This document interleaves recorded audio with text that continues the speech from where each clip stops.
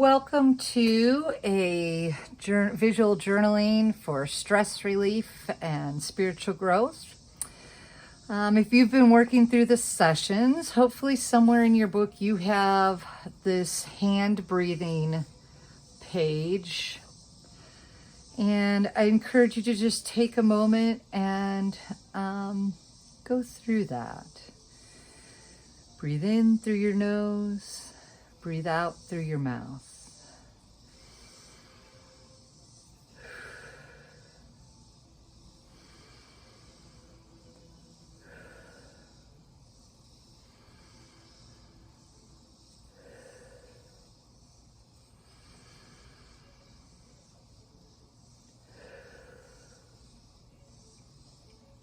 If you feel you need to do a couple more rounds around the fingers, go ahead and pause the video for a moment and take that time to just sort of center and calm your body, find your smile. And when you're ready, I am looking at patterns. So probably at some point you've heard about Zentangles and tangles. These are a trademark product, and they're a strategy, ritual, and this is a book of different Zentangle patterns.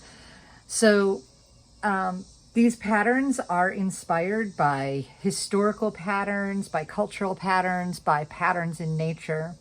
And if you're interested in using them in your work today, you can look them up online. I think I got these either through Amazon or possibly at Michael's.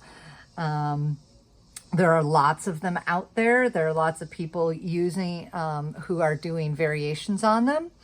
They're meant to be about creating a rhythm. They're meant to be very structured and intentional, whereas a doodle is going to be a little more free, and you're following the instinct of where you are and what inspires you. So leaving it as an open sort of an option. If you want to, you could take your patterns and add them into your hand breathing. At one point I was working on a journal here and I was doing some Zentangles from patterns, and then I continued here on this hand. This hand was not set up as a hand breathing hand.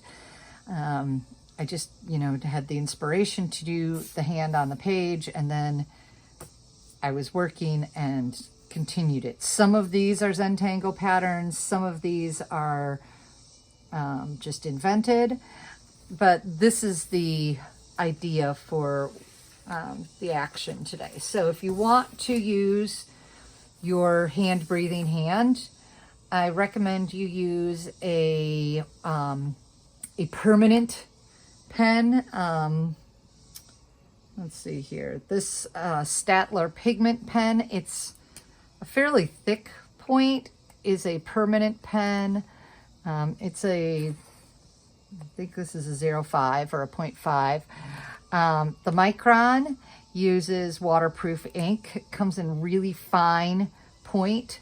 So this is the Micron 005. That's permanent. This is the thickness of the Statler.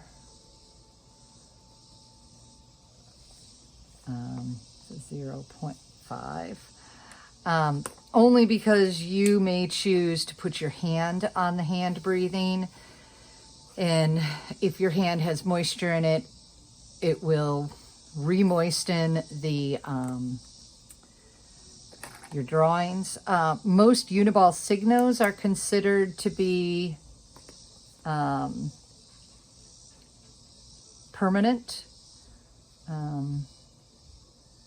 This one doesn't have a number other than it's a 207. Does not, it's not a, there's a super fine point. I don't see that. This one's not labeled, so they're sort of standard. So I'm just going to start with taking and making some marks to divide my hand, knowing that if I put a line inside a finger like this, that's going to leave a very narrow space, right? So that pattern that I'm putting in there is going to be really narrow. So just knowing that as you're putting your marks. You know, the one I did, where'd it go? I closed the book. That's what you get for closing the book. Come back to me. So this one I did with fairly random marks, right, to create the shapes. I think I have a loop here. So you're going to have some larger shapes. This one, this one, this one, this one here. Some smaller shapes. I've divided most of the fingers into 2 or 3 shapes. You can do sort of geometric. This is a very squared off, cut across, pointy triangle.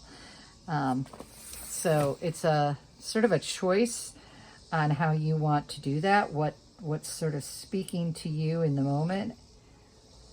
You can always add more lines to divide up the spaces if you get started and you think, oh wow, I've really made some big spaces. They're too big.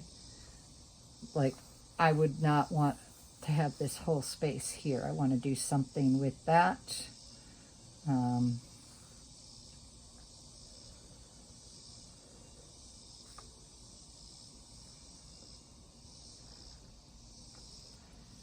So,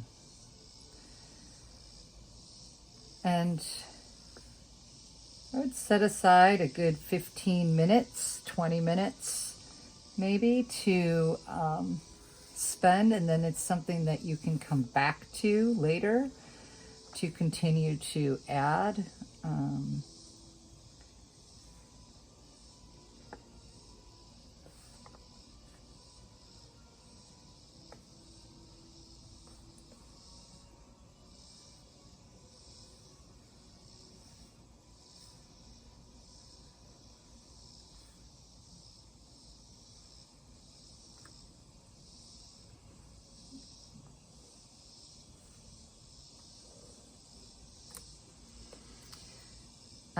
Basic patterns, right? Feather, fur, veining,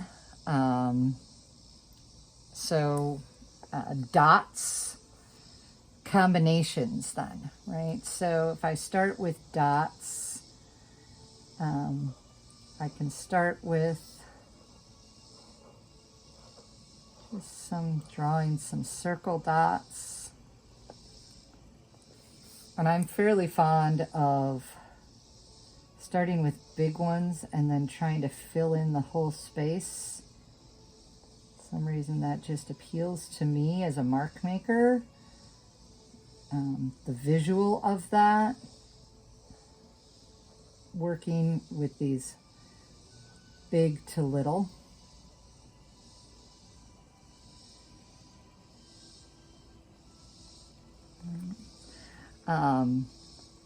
And then there's dots that are solid.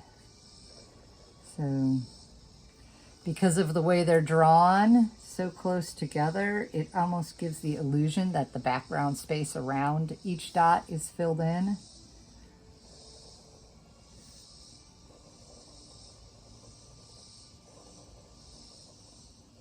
These dots. So then there's, uniformity, right? I've got a variety here of big and medium. You could do all the same size. And so while I'm not doing Zentangle, I'm working more with a doodle and the intuitive, right? Where it's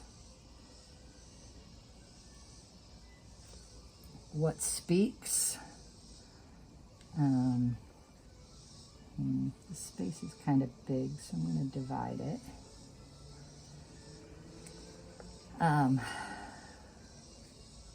For something contrasty here, I'm just going to go with some stripes.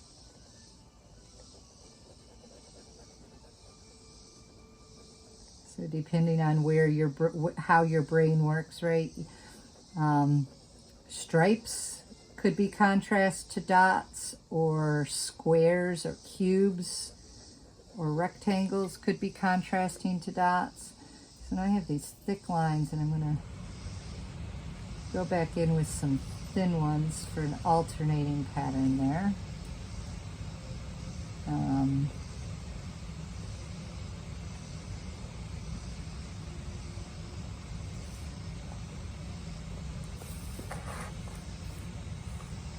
trying to move my light so that the shadow is realizing.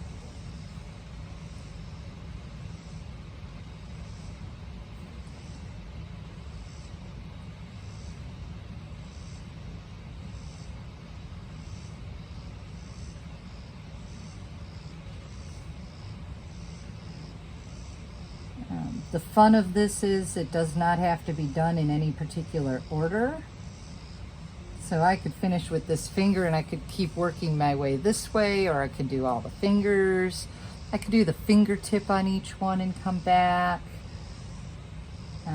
There's really no right or wrong. This is just a sort of meditative time, and if I'm limiting myself to maybe 15 minutes, it's just sort of a 15 minutes of down, of just sort of calming, finding patterns.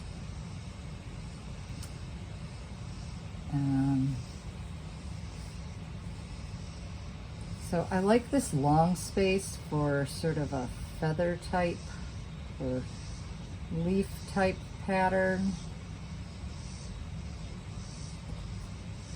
Maybe this is a seaweed. I don't know.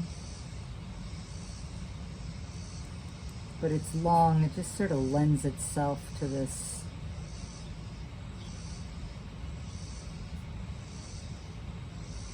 So as I repeat them, the texture becomes, or the pattern that I'm repeating becomes texture, visual texture.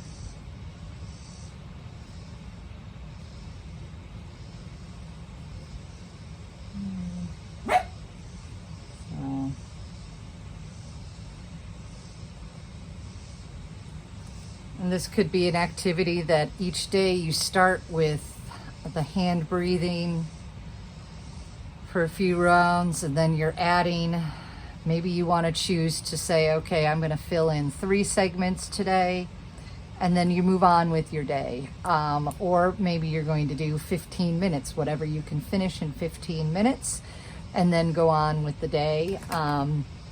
Some of you are going to enjoy it so much that you're going to do the entire thing in one sitting, and that is what your body and your neurographic system needs. Then neurographic system, I don't think that's a thing, but I like the way it sounds. But it's where you are and it's what you need, and so use this strategy of mark making and patterning and in the way that you need it. And keep smiling.